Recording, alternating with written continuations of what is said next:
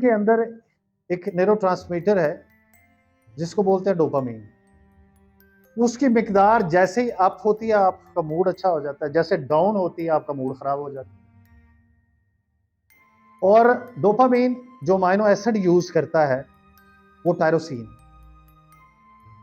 और टायरोसिन किन चीजों में पाया जाता है? आपके जितने भी ड्राई फ्रूट्स हैं, चॉकलेट्स हैं, चीज है, इन चीजों में वाफर मिकदार में पाया जाता है। क्योंकि हमारे ब्रेन से जो न्यूरोमीटर ट्रांसमिट होते हैं बुनियादी तौर पे रॉ शक्ल में हम उन्हें खुराक के तौर पर लेते हैं और फिर हमारे ब्रेन से वो एक्सक्रीट होते हैं। तो ये आपने अपनी जिंदगी का 2-3 चीजें हिस्सा बनानी है। और दूसरा, एक्सरसाइज सब लोग जानते हैं, प्रॉपर नींद लेना सब लोग जानते हैं, और सबसे इंपॉर्टेंट बात जो आईटी से रिलेटेड लोग हैं, जब आप कंप्यूटर के ऊपर क्लिक करते हैं, ये मैं नौजवानों के लिए, बच्चियों बच्चों दोनों के लिए बता रहा हूं, तो बहुत सारी ऐसी चीजें भी इसमें खुल जाती हैं जो आप देखना नहीं चाहते, जो आप सुनना नहीं चाहते। क्योंकि आज से 30-40 साल पहले चले जाएं तो हमें जब डाटा चाहिए होता था तो हमें गूगल अवेलेबल नहीं थी, बहुत सारे दूसरे सोर्सेज थे जो हम तलाश करते थे और फिर उससे डाटा जमा करते थे। लेकिन आज हर चीज आपके फिंगर टिप्स पे, अच्छी भी और बुरी। थोड़ा जब घास चरता है तो उसमें बहुत सारे कंकर, मट्टी और बहुत सारी चीजें ऐसी होती हैं जो घास के साथ उसके माउथ में चले जाती हैं। लेकिन उसके मैंडिबल में एक सेंसर लगा होता है, वो घास को चबाता चबाता वो सारी चीजें एक साइड पे करता है, और जैसे घास को अंदर निकलना होता है तो वो सारी चीजें स्पिट कर देता है। आप अपने इर्द गिर्द फैला हुआ नॉलेज जरूर देखें, जरूर लें, लेकिन कोशिश करें कि उसको अपने ब्रेन के ड्राइंग रूम में जगह ना दें। उसको देखें और उसी जगह से स्पिट कर दें। ये बहुत जरूरी है, क्योंकि जब आप कोई भी बुरी चीज देखेंगे वो आपकी सोच पे हावी होगी, जब आपकी सोच बुरी होगी वो आपके अमल में डलेगी, जब आपका अमल बुरा होगा आपका किरदार बुरा होगा, जब आपका किरदार बुरा होगा तो आप ना अपने वालिदैन के लिए, ना सोसाइटी के लिए, ना अपने अदारे के लिए, किसी भी शख्स के लिए काबिल कबूल नहीं। जिस सोसाइटी में इस वक्त हम जिंदा है ये बुनियादी तौर पर नॉलेज बेस्ड सोसाइटी नहीं है, इंफॉर्मेशन बेस्ड सोसाइटी।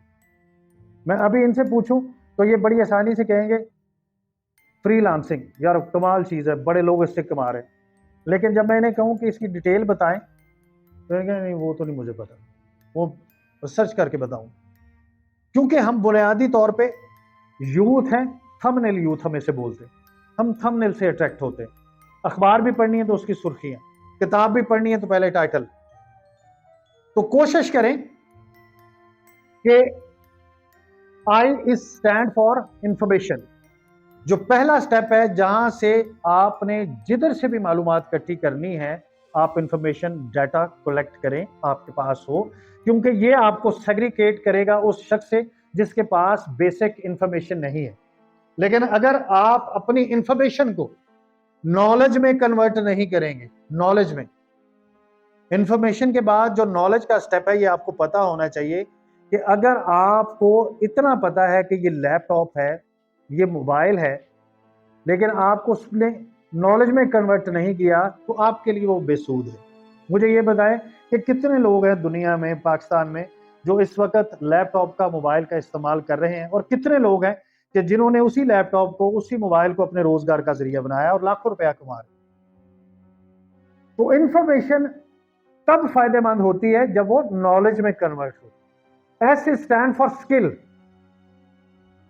जब आपका नॉलेज स्किल में कन्वर्ट होता है कि आपने कंप्यूटर कोर्सेज भी कर लिए, आपने फ्रीलांसिंग के मुतल्लिक डिटेल से पढ़ भी लिया, लेकिन आपके पास वो स्किल नहीं है कि आप उसको प्रॉपर तौर पर एक्सरसाइज कर सके। बहुत सारे टीचर्स ऐसे हैं, आप जानते हैं कि उनके पास डिग्री है, उनके पास जॉब है, लेकिन उनके पास स्किल नहीं है कि वे स्टूडेंट के साथ प्रॉपर तरीके से कम्युनिकेट कर सके, अपनी बात को समझा सके। तो इंफॉर्मेशन, नॉलेज, और उसके बाद फिर स्किल कि आपकी प्रेजेंटेशन,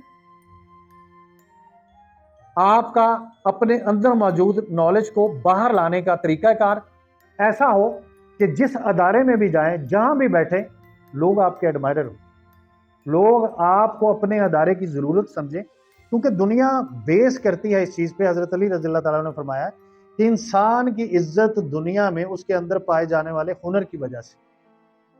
तो हुनर क्या है? आपकी स्किल। लेकिन जो नेक्स्ट दो चीजें हैं, A stand for attitude and B stand for behaviour. मैं सादा से अल्फाज में आपको बताऊं कि एटीट्यूड होता है कि जो आप इमीडिएट रिएक्शन देते हैं, बिहेवियर होता है जो आप साल से कंटिन्यू करते हैं। ये दोनों चीजें पॉजिटिव भी हो सकती है, नेगेटिव भी हो सकती है। ये जो फ्रंटल कॉर्टेक्स है, फ्रंटल गायरस,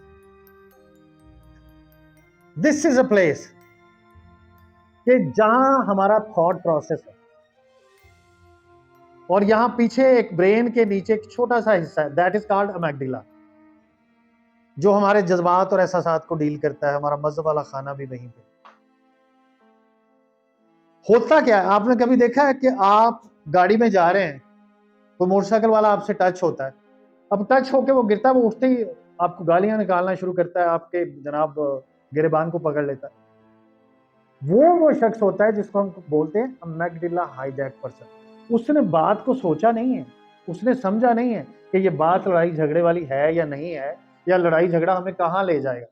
वो डायरेक्ट आपके गिरेबान तक आ जाए। अब आपके लिए सजेशन ये है कि आपके पास इंफॉर्मेशन है, नॉलेज है, स्किल है, लेकिन अगर आप अमेग्डला हाईजैक पर्सन है तो आप फारे हैं। आपके रिश्तेदार आपसे दूर हैं, आपके कोलीग्स आपसे दूर हैं, आप दुनिया के लिए काबिल कबूल नहीं हैं। लेकिन अगर आप अपना थॉट प्रोसेस इस्तेमाल करते हैं, ये रिकमेंडेड है कि बात को 80% यहां से प्रोसेस करो, जिसको आम सादा जुबान में क्या कहते हैं कि पहले तोलो फिर बोलो। उसके पीछे यही लॉजिक है कि कोई भी बात हो, उसको पहले आपने अपने थॉट प्रोसेस में डालना है, और उसके बाद फिर आपने अमेग्डला में लेके। होता क्या है कि हम बहुत सारे लोग, कभी आपने देखा है कि जैसे मैं आपसे बात कर रहा हूं, पिच मैंने सेलेक्ट की है, लहजा सेलेक्ट किया है, अल्फाज की सिलेक्शन की है, और अचानक यहां से कोई खुदा न खास्ता बदतमीजी करे और मैं रैश हो जाऊं, मेरा लहजा बदल जाए, मेरी पिच चेंज हो जाए, बोलने का स्केल चेंज हो जाए, और मैं मुगल्लज़ात बकना शुरू कर दूं। तो ऐसे लोगों के बारे में रिसर्च ये बताती है कि वो जितनी अच्छाई शो कर रहे थे, मैं मौसूफ जितनी अच्छाई शो कर रहा था, जितना पोलाइट था आपके साथ, वो एक्चुअली मेरे शऊर में थी, मेरे लाशऊर में नहीं थी। तो जब आप गुस्से की हालत में भी और नॉर्मल हालत में भी थोड़ा इक्वल बिहेव करते, not in the same way but more और less equal way, it means कि आप अच्छे बन गए हैं। अब अच्छाई आपके लाशऊर में भी चले गई। ये प्रॉब्लम है, मैं हाइपर हूं, मैं बात को सुनता नहीं, मैं रिस्पॉन्सिव नहीं हूं, मैं रिएक्टिव हूं। तो इन चीजों का जायजा लेके तो आपने अपनी शख्सियत को बेहतर बनाना है, तब जाके ये लर्निंग मुकम्मल होती है। ये 4 चीजें कौन सी हैं? Information, knowledge, skill, attitude and behaviour. क्योंकि इसके बगैर ये तीनों चीजें बेकार हैं। एटीट्यूड और बिहेवियर के बगैर आपका सारा इल्म, आपकी सारी स्किल और आपका सारा नॉलेज बेकार है। तो कोशिश करनी है कि आपने इन चीजों, मैं आपको दे दूं या कोई मुझे दे दे, तो उसके ऊपर जो आप ड्राइंग करेंगे या मैं ड्राइंग करूंगा, तो उसकी कितनी वैल्यू होगी? नथिंग। लेकिन अगर वही कागज, वही पेंसिल्स, सादकैन का नाम सुना है? बहुत मारूफ खतात गुजरे हैं पाकिस्तान, अगर हम उनको दे दें तो उस कागज की कीमत कम से कम पाकिस्तानी सोसाइटी में 4 से 5 लाख रुपए। लेकिन अगर वही कागज, वही पेंसिल्स पिकासो को दे दें तो इंटरनेशनल लेवल पे उसी कागज की कीमत शायद $1 मिलियन से भी ज्यादा।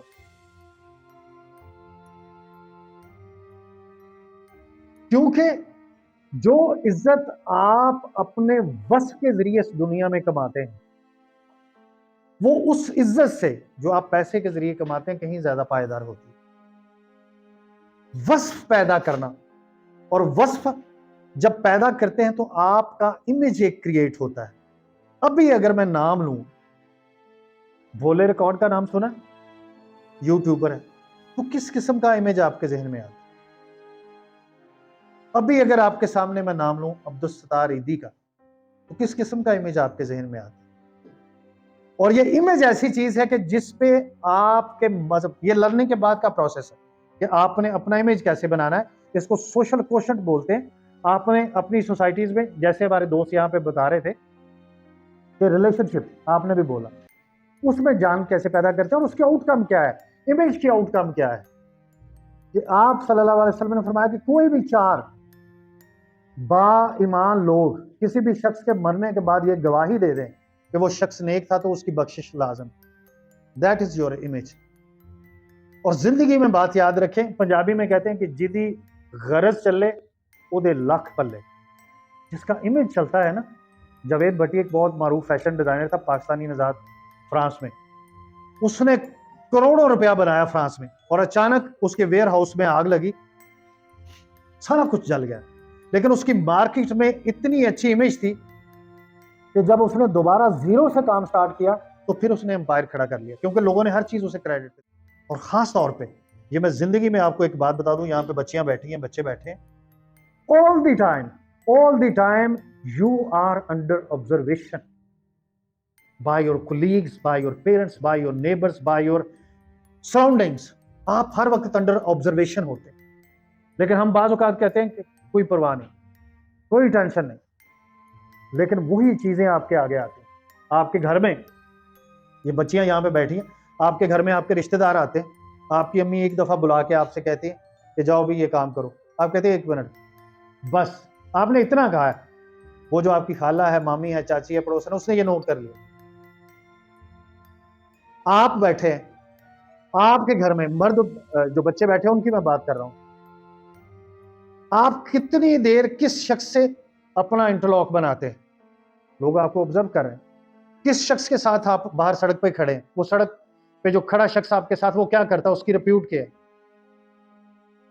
Actually in the world when we meet with someone, हम कुछ ना कुछ उसे देते हैं, और जब हमें कोई मिलता है वो हमें कुछ ना कुछ देता है, वो हमारे यहाँ पे इमेज उसका बनता है। इस वक्त मैं जो आपसे गुफ्तगू कर रहा हूं, मेरी एक तस्वीर आपके ज़हन में कब हो रही, नक्श हो रही, मेरे साथ जो आप लोग बिहेव कर रहे हैं, आपकी तस्वीर मेरे ज़हन में बन रही, ये इमेज है।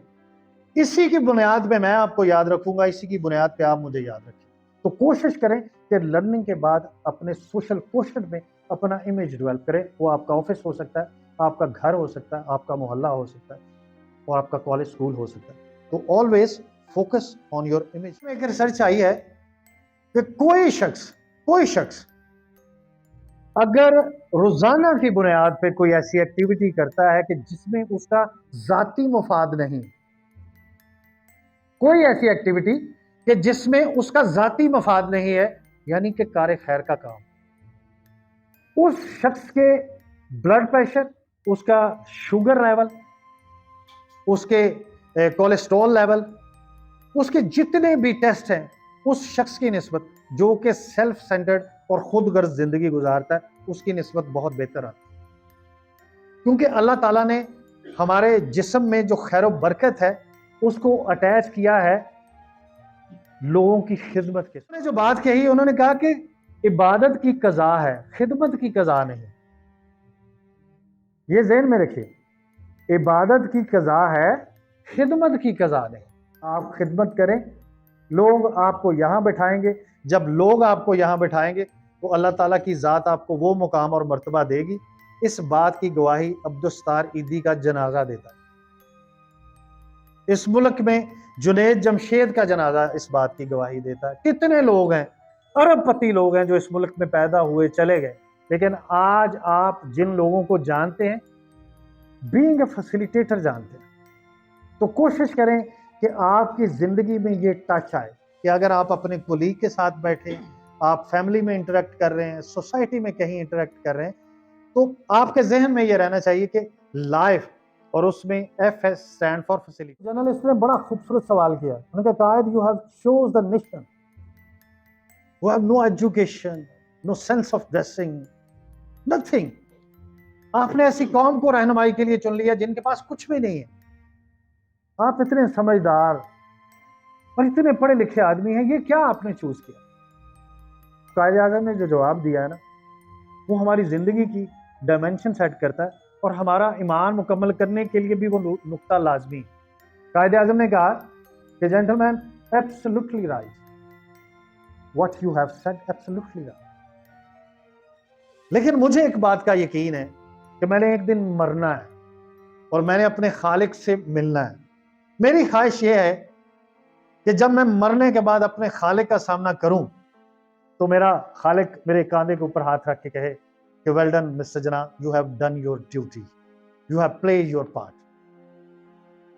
अगर आपके जहन में यह नुक्ता नहीं है कि हमें मरने के बाद हर चीज का हिसाब देना है, तो मैं आपको यकीन दिलाता हूं कि आपकी जिंदगी खाली है, आप कोई भी काम सही नहीं कर। जज़ा जो अल्लाह ताला ने सिस्टम एक हमारे लिए तख्लीक किया, उसके ऊपर ईमान हमारे ईमान को मुकम्मल करता है। ऐसे ही तो कोशिश कीजिए कि जब भी आप जिंदगी में मूव करें, किसी भी शख्स से आप मिले, तो आपके ये जहन में रहना चाहिए कि I have to answer these deeds, मुझे इन तमाम अमाल का जवाब देना है। अल्टीमेटली अल्लाह ताला ने चाहा तो आपके बहुत सारे मामलात ठीक